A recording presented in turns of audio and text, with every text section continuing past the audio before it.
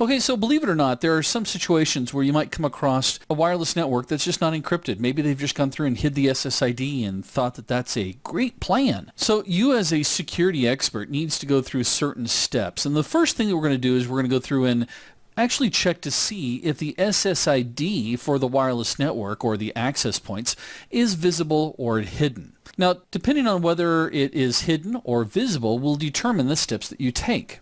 And you're going to see some of these steps are very similar to what we saw with cracking or the pen testing steps for WPA, WPA2, and WEP. So first let's talk about if by chance the SSID is visible. So let's start with talking about what would happen if it was a visible SSID.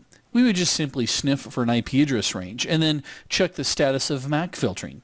And if MAC filtering was enabled, we would just simply spoof the MAC address using a tool like SMAC, or just connect to the access point using an IP address that's in that discovered range that you've found. If by chance the SSID is hidden, however, we'll do the same thing that we saw in the WPA and WPA2, and as well as the WEP pen testing steps, and that is we would do a deauthentication against the client. We would then just simply wait for it to reauthenticate again by sniffing, and then we'd go through those same steps that we just talked about for a SSID that was visible. Again, we would sniff for an IP address range, see if MAC filtering is enabled. So you can see that obviously in a open or an unencrypted Wi-Fi environment, even if you're hiding the SSID, it's not going to be very beneficial to you. Now, once you've done those steps, your next step is, yes, documentation. Yeah, you knew it was coming, and you'll see why a little bit later on when we get to the final module, why documentation is so important. At this stage, we should be pretty thorough in our documentation, but when we get to the presentation side of